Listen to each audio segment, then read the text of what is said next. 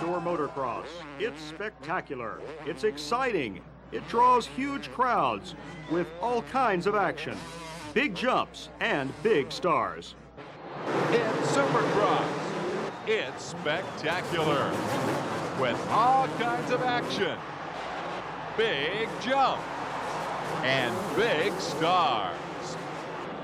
Here's one example. Bob Hurricane Hanna. In his prime, he was the winningest rider of all, the king of the sport. He was 3 times Supercross champion with 27 total 250cc wins, more than any other rider in AMA history. Here's another example, Jeff Ward. He was 2-time Supercross champion, plus 500cc, 250cc, and 125cc champion. Bob Hanna and Jeff Ward. They have a lot in common, but they don't see eye to eye. Well, Wardy, I like yellow. Well, Bob, I like green. Ward, I like blondes. I like brunettes. I like Suzukis. I like Kawasaki's. Well, I like outdoors. I like indoors. Hey, don't you agree on anything? Well, we both think racing with the AMA is a lot of fun. We both think the AMA is your best bet for the future of motorcycling. And we think you ought to join. Come on, join the big stars. Join the AMA. Call toll-free 1-800-AMA-JOIN. The AMA, it's the best deal in motorcycling. Just ask the big guys. It boils down to the final race of the season. The #1 plate in the 500 class is up for grabs. Mike LaRocco, the series points leader, has never won a national championship. He's being chased by Jeff Stanton. He has 6 national crowns to his credit, none in the 500 class. The #1 plate in the 125cc class will boil down to a final race between a pair of riders. Defending champ Jeff Emming is in 2nd place. Eyeing the crowd is Doug Henry. He is the series leader. A final go-round in the AMA National Championship Motocross Series at Delmont, Pennsylvania. It's coming up next on Cycle World. Hello, everyone. I'm Larry Myers. Welcome to Steel City, USA, just a few miles from the steel capital of the world, Pittsburgh, Pennsylvania. Today on Prime Network, we're going to crown a pair of national champions. In the 125cc class, after 11 races, it's defending national champ Jeff Emig chasing Doug Henry, who is the series points leader. In the 500cc class, a battle between Jeff Stanton and Mike LaRocco. Stanton has won 6 national titles in his career, never won, though, in this 500cc class. Mike LaRocco, he's looking for the first title of his career. With me to help bring you all of the exciting action is Prime Network's expert analyst, Jim Holly. Jim, which of the 2 riders do you favor? I gotta like them both, Larry, for different reasons. Mike LaRocco came into the final round last year in the 125 class. He went away with 2nd place. I know he wants to redeem himself, and he wants his first championship. On the other hand, Jeff Stanton, he was always brought up as a 500cc rider, and he's never won a 500cc championship. He wants it bad. He just signed a new contract with Honda. He'd like to reward his bosses with a championship. You made a good point about Mike LaRocco. He was actually leading that series a year ago in the final race of the year and come out a loser. Exactly. It's unfortunate, and I know that's on the back of his mind, so he wants to win it. Well, I'll tell you what, if we were watching boxing, we would call this the tail of the tape. Let's take a look at the stats of the 2 heavyweight contenders. On paper, as we head into the season finale, it would appear that Jeff Stanton is the heavy favorite. He's only won 1 time this season, but take a look at the career wins. 8 times he's captured the checkered flag in a 500 class. He has won 6 national titles, but statistics just don't tell the whole story. Well, I forgot to tell you that this is LaRocco's first year in the 500, and he's done a great job. He's won 2 events already. He's leading the championship. Hopefully he can win it this year. There's a look at Jeff Stanton. It's a must day for him. He needs the checkered flag. Before we get into the action, though, today, let's take a look at what happened in Binghamton, New York. This is the race that preceded this one and set up the championship chase for that #1 plate. Off the line, it was Steve Lamson. You'll see Lamson, rider number 21. He's a teammate of Stanton aboard the Honda, taking hold of the #1 position. He's chased by LaRocco, then Kidrowski, and Stanton. All that is going to change. Mike Kidrowski, the defending champ who has been riding with a bad back, took the lead, followed by LaRocco, then Jeff Stanton. They're going to finish in that order in moto #1. Lamson would drop back to the number 4 position. So Kidrowski really coming to the front, and I'm kind of surprised that he would take that win over LaRocco because they are teammates. Well, not only that, it's the championship's only 4 races, and they need every point. And if Stanton happens to win the championship by a couple points, it's going to come back and bite Kidrowski. Second moto at Binghamton in the 500cc class. This time it's Jeff Stanton out front. He's being chased by Jason McCormick. McCormick is not going to stay there long.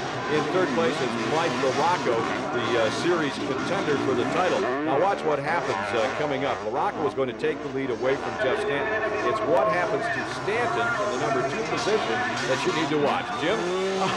It's unbelievable. That's true championship pressure there. He's pushing it to the limit. I mean, it's unbelievable that he even held on to this machine. That just shows you how strong he is. Tell you what, if there's a Hall of Fame for great saves, that one will be close to the top. LaRocco takes the win. Stanton finishes in the number 2 position. The backaways will be Mike Kidrowski. He finished 3rd from out of the pack. Here's a look at the overall finishes at Binghamton. LaRocco, Kidrowski, Stanton, Lamson in that order. We've seen those numbers a time or two this season. LaRocco holding down after 3 of 4 events. The points lead, 142. Stanton has 133. Lamson at 118. And then Kidrowski rounding out the top 4 with 111. And that brings us up to date as we're set to go with moto number 1 in the 500cc class. Let's take a look at the race analysis. 1992, this event was won by Jeff Ward. Today we'll be going 2 motos. Each moto is 30 minutes plus 2 laps. Nice warm day. I don't think it's going to rain here. The gate is just about set. 2 motos to decide the 500cc national crown. Jim Holly, it's all on the line. Well, it's important for Stanton to get a hole shot here, and important for LaRocco to stay up. There's 40 guys out there, and they're all pushing and shoving into that first turn. Indeed, and each of the 40 they just know deep in their mind that they're going to be the rider that comes out with that number 1 position. But I'll tell you who it is. It is Lance Smale. Privateer has grabbed the hole shot. He's followed by Jeff Stanton with LaRocco in tow. So the 2 good guys that are leading the championship, plus the 3rd guy who is the defending champ, that would be Kidrowski, although he's out of this points chase, running up close to the front. Stanton has already taken over the number 1 spot. He needs to build a lead early. Well, he's setting the pace, and he's setting a mean pace. He has to pull out if he's going to gain any points and pull away from LaRocco. He's going to have to do it now, and he's going to have to break free from the rest of the pack there. On the other hand, LaRocco, he's got to get around his teammate Kidrowski, and I don't think he'll have too much problem with that. If Kawasaki told him, hey, if LaRocco's behind you, let him by. Jim, you're alluding to the fact that team tactics might come into play, and I have to tell you that I have only heard riders and team managers say there is no such thing. It's every man for himself on that racetrack. Well, I've been a rider, and I've had team managers walk up to me and tell me, hey, if you're out in front, move over. We want the championship. So you're saying that Kidrowski just might get out of LaRocco's way. Wouldn't surprise me. If I'm Roy Turner, manager of Team Kawasaki, I'd have had a heart-to-heart talk and said, hey, title is at stake. Stay out of Mike LaRocco's way. Will he do it? We'll find out when we come back to Steel City, USA.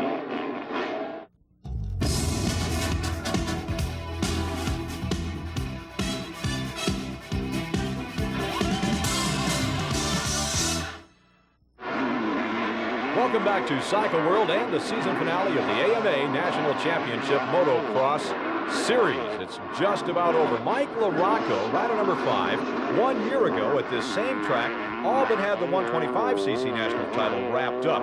He came away with 0 points. He won absolutely nothing, lost the championship. Earlier, had a chance to talk with Mike and asked him, is he maybe thinking about that race a year ago?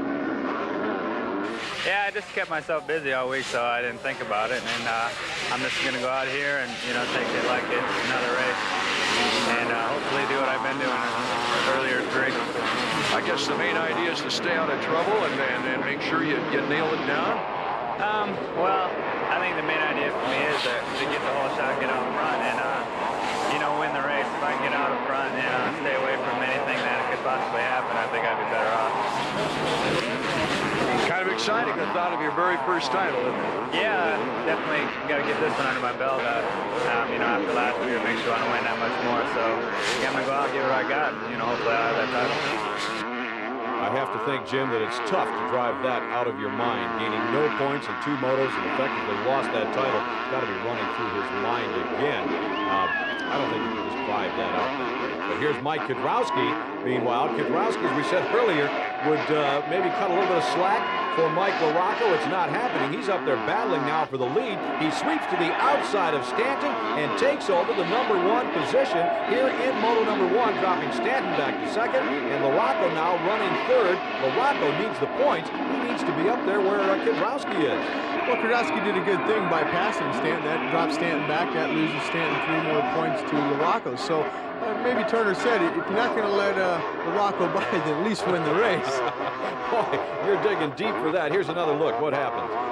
Here, Kudrowski's just riding real aggressive. He launches off that jump. He's just going to flat drive right around the outside of Stanton. It's going to set him up good for the next corner. He's going to be on the inside. Stanton tries to drift a little bit. Kudrowski's already made the pass. He's got the inside line, and he's gone. So with that pass, all reference to what we were talking about earlier with Stanton winning both motos and LaRocco needing a second and third, that's all out the window. Kudrowski now with the #1 position. That changes the points game significantly. LaRocco can afford to finish well behind the second and third. Now, we also talked with Jeff Stanton earlier today. Asked Stanton what he was going to do to try to wrest that points lead away from LaRocco and win the title. Well, I just have to go out and win the race. That's all I can do. You know, if I can win both motos, can't control what happens behind me. So all I can do is control myself and go out there and try to win both motos. Unfortunately, it hasn't gone. The whole year hasn't gone the way I wanted it to, but that's racing. Yeah, but this is kind of reminiscent. The same thing you told me at Los Angeles before the Supercross title. Yeah, well, that's what I got in the back of my head. But you know, that was a miracle work for me. So hopefully somebody has the same thing planned here. Like I said, I just need to go out and win the race. Does this particular track suit your style, your purpose? How is the track looking for your try at this time? It looks great. I really like this track. They did a great job of preparing it with all the rain we had and everything. I just hope to go out there and get a good start and, you know, walk away from those guys. Well, the reference that Jeff made to Los Angeles goes back to 1992 when it looked like he was out of the chase for the Supercross championship. He went on to win that race, and the guys behind him, of course, would decide the title, and that was Bradshaw, who choked, and that's what Stan was hoping for here. Meanwhile, back in the #4 and 5 positions, Steve Lamson and Mike Healy going at it. Healy has not ridden in this country much the past couple of years, but he's doing pretty well out here today. He's been riding in Europe a lot. This track suits him. It's designed a little bit like a European course. It's got a lot of uphills and downhills, off camber. It's really hard and dry in some spots, but yet it's loamy in others. So I think he's going to fare really well here today. Mike Kudrowski is faring better than anyone at this point. He has taken over the #1 position as of about a lap ago and holds that spot. And I'm still having trouble in my mind understanding why he did not give way earlier to Mike LaRocco. However, the situation is well under control. Kudrowski out front, LaRocco running back in third, and Stanton in second. I guess actually the race is really being controlled by LaRocco at this point, if you want to call it that, because he's well in position to determine the outcome of the race. He can make a run at Stanton, or he can hold that spot and just collect the points and go on to moto #2. Cliff Palmer, rider #20, the KTM factory ace, has held his own this moto. He's currently running in the #7 position. In front of him, Lance Smale in 6th. 5th, of course, is Healy. Then up to 4th, Steve Lamson, and on up the line to our leaders and contenders for the national championship. I've got to wonder as we watch Cliff Palmer, what is running through LaRocco's mind. He's been in that position. What is he thinking about? Well, I think he knows he's running third right now, and he's just going to keep it right there. He knows Stanton's right ahead of him. He's only going to lose a couple points to him at this point. He knows his teammate, Mike Kudrowski's out in front. Getting to your fact on Mike Kudrowski, why is he out in front? He's had a bad year in the 500s here. He wants to go out in this last race and prove to everyone why he has that #1 plate on his bike. Well, again, that bad year, the result of a crash that took place in the final race of the 250cc championship season, kept Kudrowski out of this one. We'll be back to wrap up the moto after this. Delmont, Pennsylvania, the scene of the season finale of the AMA National Championship Motocross Series. Here on Cycle World, we're watching Mike Kiedrowski a little bit sideways as he leads Moto number 1 in the 500cc National Championship chase. Behind Kiedrowski now are the contenders for the title. Running in second place is Stanton. Third place belongs to Mike LaRocco. Kiedrowski has had what I'd have to call a very successful season. So far, he has wrapped up the 250cc outdoor title. He was injured in the last race of the year, as we have mentioned a couple of times, and that really has prevented him from doing as well as he would have liked to in this 500cc championship chase. Not really able to defend his crown. Did well in Supercross. He finished second overall and took that title chase down to the wire with Jeremy McGrath.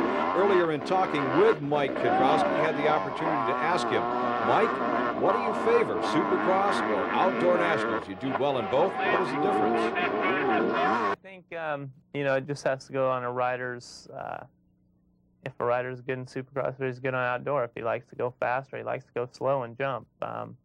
You know, it has a lot of variations. I think it just depends on what the rider likes most of all. To me, right now, at the point in my career, either one is fine with me. I seem to do better on Outdoor Nationals, but on the other hand, I don't mind racing Supercross. I enjoy it the same. I think your bikes have to be set up properly for Supercross in order to do, you know, what you want it to do, and the motors have to be set up right and stuff like that. And you have to make a lot of luck and stuff in Supercross, and some riders can do that, some riders can't. And I think you have to be more physically fit and stuff for outdoors. Supercross is 20 minutes, you're done. You go for the next weekend, where outdoors you have a little more time. You know, it takes more of the bike, takes more of the rider and stuff like that to put it all together for that hour and say 10 minutes you're out there. So you got a little bit more time. So Mike Kiedrowski obviously favoring outdoor championship motocross to the rigors of Supercross. Meanwhile, Jeff Stanton has closed the gap, and he's right behind Mike Kiedrowski. You can see a battle for this #1 position before this is over. I think you're most definitely right there, Larry. Stanton has definitely closed in on Kiedrowski. I don't know if Kiedrowski's slowing or Stanton's just picking up the pace. I'd have to say Stanton's picking up the pace because he knows time's running out for him, and he's going to have to do something desperate here to make up the time and catch up to Kiedrowski. I mean, he just rides. Well, look at that right there. He's just riding the wheels off that 500. He's just he's pushing it for everything he's got. He knows that that's the championship on the line. If he can get ahead of Kiedrowski, he's going to gain 3 more valuable points. Yeah, the way it stands right now, he's going to pick up just a couple of points in the title chase. He's running in the #2 position. LaRocco is in 3rd and went into this thing like 9 points apart. So 2 points is really rather insignificant in this 500cc class at this point in time. However, if he could pass Kiedrowski, then he would gain about 5 points if positions stayed where they were. So that would really make that second moto interesting, and it would definitely boil that championship right down to it. Kiedrowski, though, having no part of it. He can feel Stanton back there. He looks over his shoulder quickly. He saw him, and all he's going to do right now is stay on the gas. As you pointed out, something to prove. He does not want to lose this moto at this stage of the game. Well, that, and also in the back of his mind, he's probably relating back to the fact that Roy Turner said, you better either let LaRocco by or you better win this moto. So he better win this thing. Well, I don't want to get into that confusing situation again. The fact of the matter is, with Kiedrowski out front controlling the tempo of the race, he's actually aiding his partner's cause, who is running back, and there he is, aiding Mike LaRocco's cause, who is setting in 3rd. So I think what you were trying to say is, if LaRocco can't win it, then Kiedrowski had better win it and keep Stanton from getting all those points. Stanton, meanwhile, is doing everything he can to put the Honda up closer to the Kawasaki. The lapped riders are getting out of the way. They see them and hear them coming, and they're moving over, so they're giving him a good track to run at Kiedrowski out. Well, the lap has got out of everyone's way. Kiedrowski takes the checkered flag here. Unfortunately for Stanton, time runs out, man. Well, if it were at the start of the season, that would not have been a bad race at all, but look at the disgust. Stanton takes the goggles off. He flings them down to the side. I think if there had been someone standing there, he'd been happy to throw the goggles at them, but he's going to go back to the Honda pits and mull things over. Meanwhile, Mike LaRocco will take 3rd place points, and for him, It's a good drive toward the championship. That's really where he needs to be. Win went to Kedrowski, then Stanton, Morocco. Lamson could have been the factor there. If he could have finished ahead of Morocco, it would have aided Stanton's cause significantly. The way it stands right now, though, it will be just 7 points separating the two as they go into that final moto. Meanwhile, trackside, Mike Morocco has pulled off. Let's hear what he has to say. A tough day's work. It looked like in the early part of the race that you were having trouble getting into the flow. Yeah, it was a long time since we've been out there since practice, and you know, a lot of the ruts changed, a lot of the bumps changed, and I really didn't feel comfortable up front. I know if I'd have pushed a little bit, I'd have been too out of control, so I ended up riding my own race, but hopefully I can turn around in the second moto. Good thing you have an outstanding teammate out on that track with you, huh? Yeah, he helped me out a lot. You know, he got out front right away, and he did what he had to do. Now I just got to do what I got to do. One moto remains to decide the 500 crown, but next the 125 championship is on the line. We'll have that when we come back. Welcome back to Delmont, Pennsylvania. The 125cc crown was also on the line. Now that's Jeff Emig. He is the defending champ. He's in second place, trailing Doug Henry going into the pair of motos here today. We asked him if he overtook Henry and won the title, would it be a miracle? Yeah, well, I mean, I don't know if it's actually, that if I end up with the 125 championship, that'll be a miracle finish. But I'm here to ride that Yamaha, and to win both motos, like I've done before, championship or no championship, you still want, to win the races, Has it been kind of a hectic week, though, trying to get your mind focused and get it going the right way? Actually, Art, the week before Binghamton was the hectic week. Seemed like nothing went right that week, and and of course at the race, I got a 4 or 5, that was pretty bad. So I went through and I retraced, all of my steps that I, everything that I did that week, everything that I did wrong. And, and so far I've done everything right. So, I guess we'll see in these two motos whether or not I can pull it out. Doug Henry is the rider that Jeff Emig is chasing. Doug, what would it be to wrap up the season as the 125cc Outdoor National Champion? Yeah, it would be really good. We had a really good season. It's been really consistent. I'm really happy the way things go, and I know you can't win a championship in a day, so I'm just going to go out today and just try to do the best I can, just like I've been doing all year. Well, you've pulled up and been tough at the times you needed to be tough with Emig putting pressure on you in this series. Yeah, he's put some pressure on me, and then I feel like I put some pressure on him. I gained some points in Glen Helen. I kind of I felt like I was faster, and I knew I needed to go out there and win if I wanted to stay in this championship. And same thing with last weekend in Binghamton. I think I don't know. It seemed like the pressure got to him because he's usually not a 4th, 5th kind of guy, and I was just glad to go out there and get good starts both races. And I feel really comfortable with my starts, and I like the track here, so I think I'll do the same here. The same here would be gaining more points on Jeff Emig, the defending national champ. You heard Doug mention Binghamton, New York. Well, that was the race that preceded this one. Let's go back to Binghamton. Take a look at the highlights in the 125cc class. Heading into the Binghamton round of the 125cc national championship chase, Jeff Emig had a 5-point championship points advantage over Doug Henry before the day was out at 5 points and then some to go by the race on. Henry took the whole shot in moto number 1. Let's go to the back of the pack. Robbie Rayner, touted by many to be a future national champ, and a green motorcycle picking himself up off the ground and telling someone there that he just didn't like the way things were going. Out front it was Henry, then Emig. Ezra Lusk held down the number 3 slot, and in 4th place it was Jeremy McGrath. Let's go to the battle between McGrath and Ezra Lusk. Watch this. McGrath gets crossways, shoots off the side of the track, and Ezra Lusk makes the pass. Meanwhile, Jeff Emig was having his problems. He had dropped well back in the pack all the way to 8th and had to start his trek toward the front all over. Jeremy McGrath got the job done. He passed Ezra Lusk to move into the number 2 position. And here is the surprise of the day as Ryan Hughes, with all of that crashing going on, rider number 18 aboard the Kawasaki, sliding into 3rd place. He's taken his goggles off already. That was Doug Henry. He took the moto win, and with that checkered flag, took over the points lead in the 125 class. second moto, Jeff Emig is looking for a turn in his fortunes. He would not find it. He's going to continue his misery. That happens in both motos. He's going to drop a bundle of points. Jimmy Gaddis gets the whole shot. Right behind him, the familiar red motorcycle belongs, of course, to Doug Henry. Henry opened up a lead, but his teammate, Jeremy McGrath, reeled him in the late going. Those two had a spirited battle over the number 1 position. Henry is going to persevere and take the win. And who was in the number 3 spot? Well, you remember that crash in the opening moto? Robbie Raynard turning in his best ride of the season. Before the moto was over, Raynard would challenge the leaders. Meanwhile, behind Raynard, well behind him, as a matter of fact, was Jeff Emig, his ill fortunes continuing. This is how close they were at the finish line. Henry, McGrath, and Raynard. You could throw a blanket over them.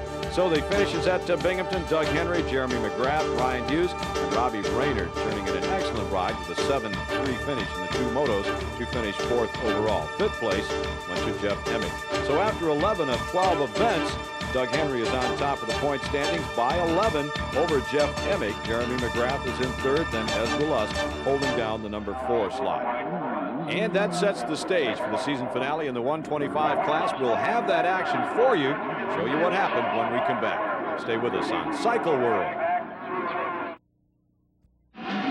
We're in Delmont, Pennsylvania for the season finale of the AMA National Championship Motocross Series here on Cycle World.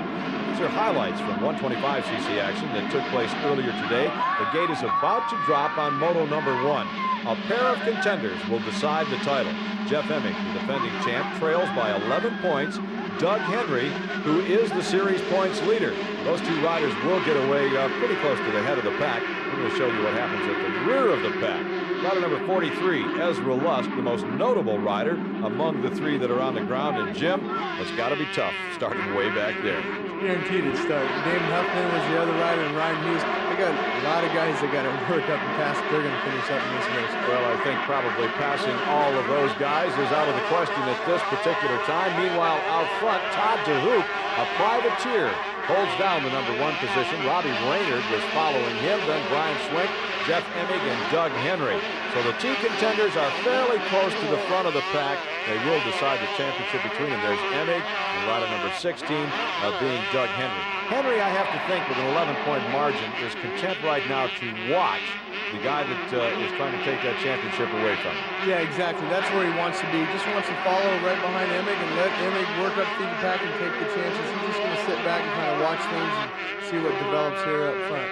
Yeah, really, with the points lead that he has, it makes no difference if he wins, loses, or whatever. He just needs to keep his eye on Jeff Emig and control the race from that standpoint. Well, he's so close right now, I know he knows what kind of stickers are on the back of his fender, but he's going for the pass here. He is. No sooner do we say that. Actually, that's what we talk about when we say this is what a rider should do. But instead, Henry's going to throw caution to the wind. He makes the pass, and he takes the spot away from Jeff Emig, and I must say it's a rather surprising situation. Meanwhile, Robbie Raynard is really letting it hang out. Now, Raynard wants a win before the season is over. That's what is on his mind. He's moved up to the number 2 position, right behind Todd DeHoop, and he's putting the pressure on. Well, he finished 3rd in the second moto of Binghamton, New York, so he knows he's got the pace and he knows he has the stamina to win. I think he wants to try and go out and win this one. Well, I think, Jim, there are 4 riders that have every intention of winning this moto. Now, watch Todd DeHoop. He'll bobble. Raynard had a chance to make the pass, but he bobbled all by himself. No, I think inexperience probably coming into play there. But while those 2 are fighting, look what happens. Here comes Doug Henry and Jeff Emig. Now, they have moved up to get themselves caught up in this battle for the number 1 spot. Todd DeHoop, Robbie Raynard, they couldn't care less what's going on behind them there in the championship battle. You know, I'm surprised, Larry, at the 2 championship contenders here running up front, battling handlebar to handlebar with these guys. They're taking a lot of big chances out there. Well, they are. Jeff Emig, though, needs to take the chances. Jeff Emig needs the points to catch Doug Henry. The guy that surprises me is Doug Henry. He's the guy that's really mixing it up. He's taken over the number 2 position. Emig now has worked his way into the number 3 spot. He goes by the motorcycle of Doug Henry. He takes over the number 2 slot. But Henry is going to come right back and try to repass, and that's where the surprise is to me. I would think that Henry is the guy to lose in this whole thing, and that he would be content to let the other 3 go, and he thereby would just collect the points back in 3rd and 4th. Well, Henry's riding like he was 11 points behind rather than 11 points ahead at this point, right? Indeed he is, and that's the point that I was trying to make there. He's the guy that has the most to lose. Jeff Emig, on the other hand, has to go up and make the pass.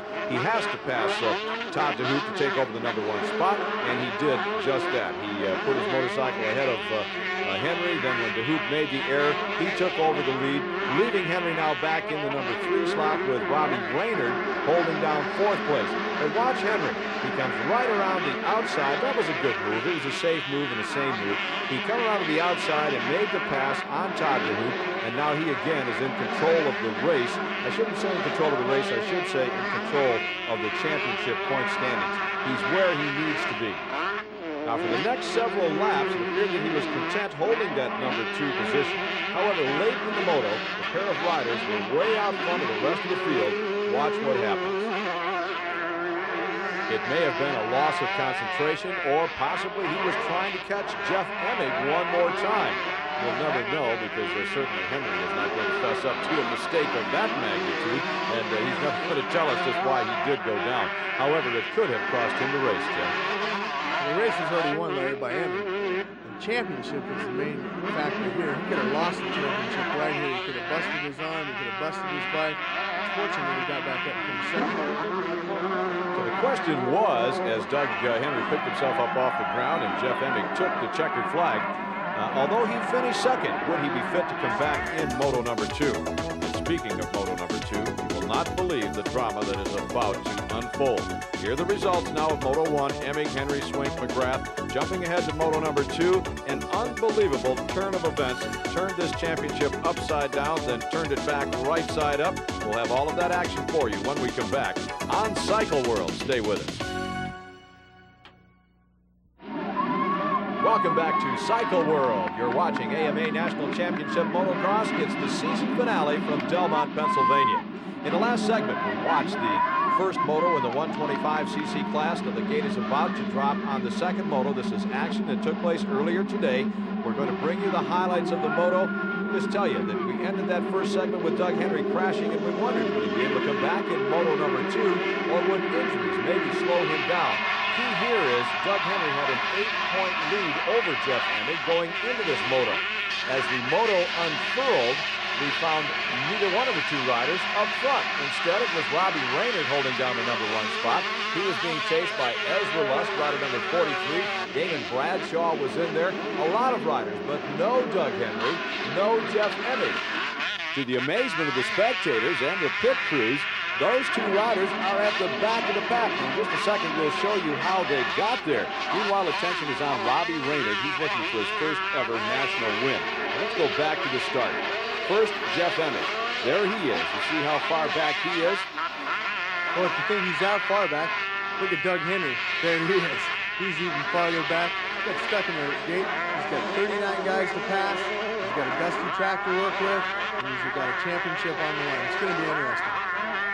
Now, at this point in time, the two riders are within sight of each other. If Emig looks over his shoulder, he'll see Henry. If Henry looks ahead, he'll see Jeff Emig.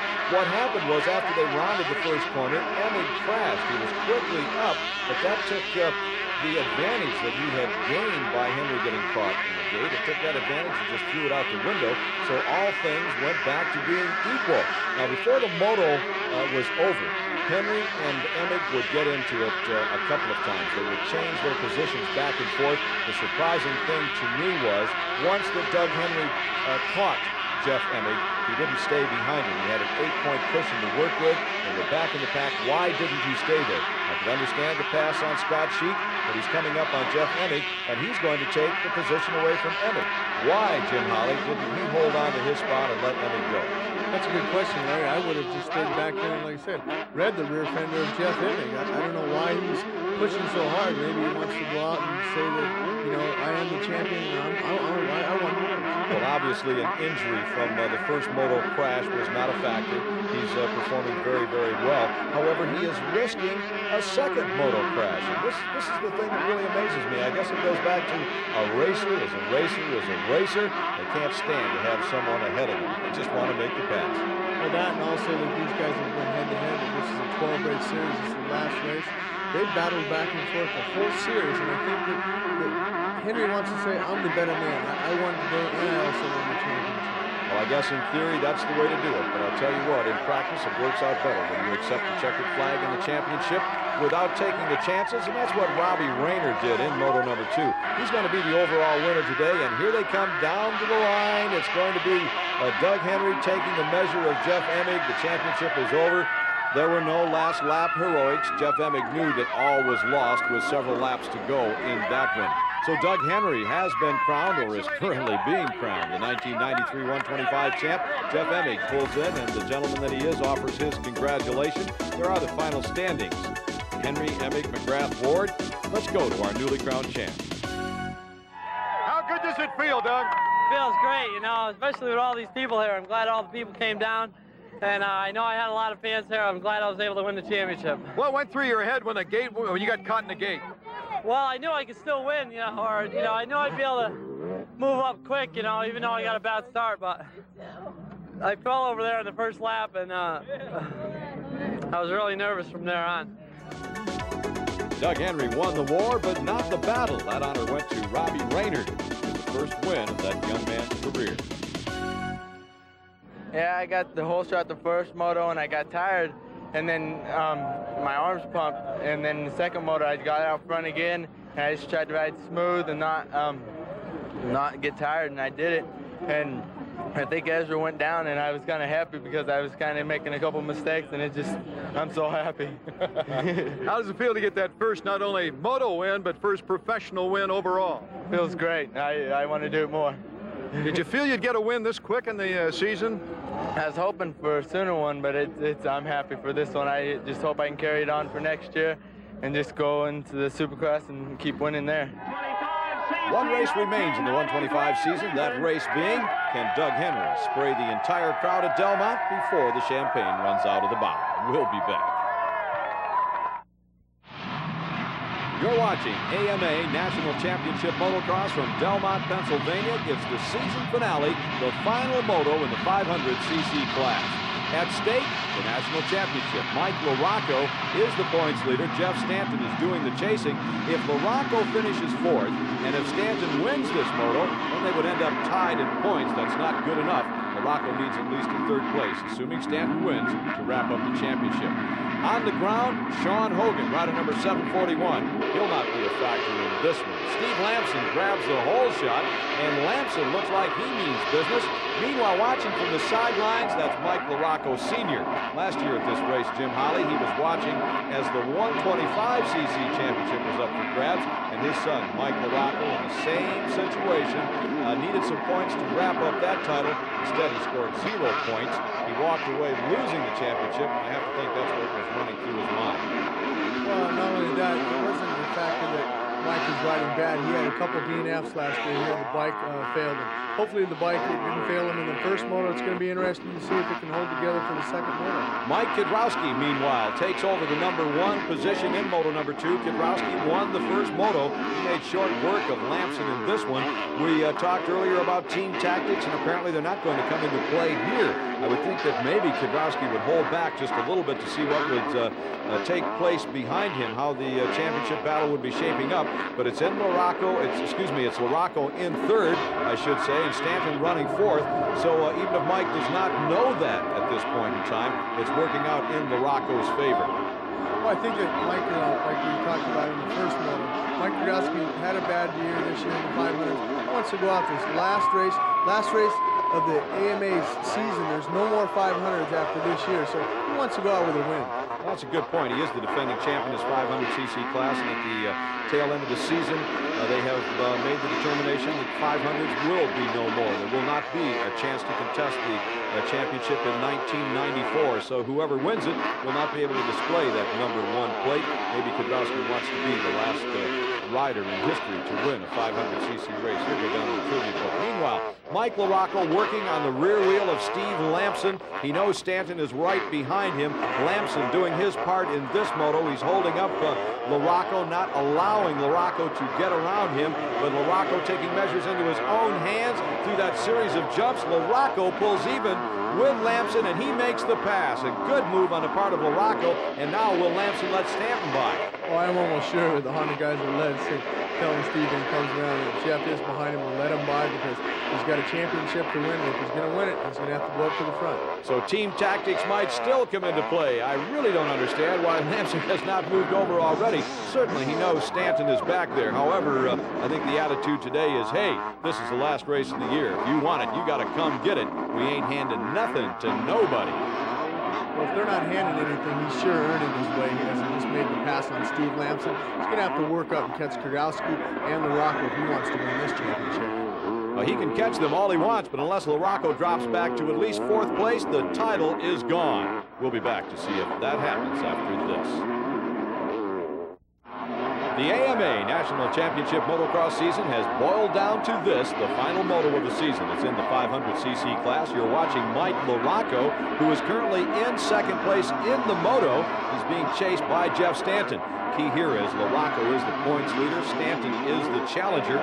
He's the guy trying to wrest this championship away from LaRocco in the final laps of the last moto of the season. Out front of the two of them is Mike Kwiatkowski, who is the defending 500cc champ. He's expecting to make this moto a runaway. He's looking for his first overall win of the season in the 500cc class and doing a little damage, I might add, to the egos of those behind him. I got to add, it's amazing that Jeff Stanton can follow the roost of Mike LaRocco without it. He doesn't have a chest protector on. I know that's got to be a factor on him. That roost is just pounding him. I don't know how he's doing it without a chest protector. Well, fortunately, this loamy track, the sand that they're riding in is not full of rocks. At some tracks, that would be impossible. But it's a very tight track, and he's having trouble. He's trying to make the pass. He wants to get LaRocco behind him, but it appears that there's no room, Jim. Well, I don't know. It's a pretty wide track. It's just that he's really fighting to get around LaRocco, and I think LaRocco is in the fast line. And if he's going to pass him, he's going to have to make another line work for him, either the inside or the outside. But LaRocco's riding the fast groove right now. We talked about this being the final 500cc race in the history of AMA motocross. Next year, no 500s. Tell you what else this is the final race for. Dan Bentley, a mechanic for Jeff Stanton. After many years and many championships, he'll be hanging it up at the tail end of the season. He says enough is enough. Let's hear from Dan.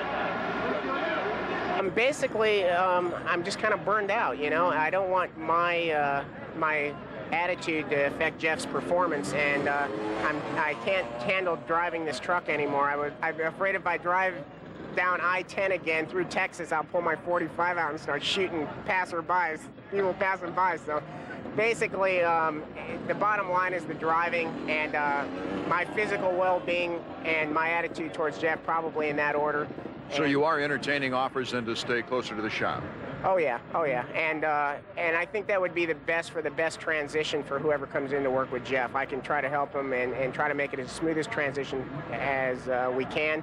I want Jeff to do as well. I honestly feel Jeff's going to bounce back next year and he's going to surprise some people. There's a lot of people that think his career is done with, and I'm going to hope to prove them all wrong.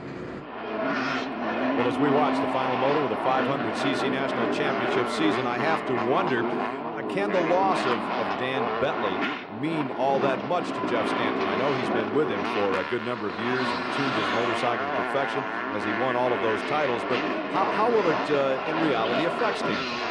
Well, you know, from my own standpoint, I think it's a very crucial loss to lose a mechanic like that, because the mechanic not only tunes the motorcycle, he tunes you. And if you have a mechanic that doesn't know your ups and downs and how to motivate you and get you prepared for the race, that's a big loss. So yes, to answer your question, it is a big loss.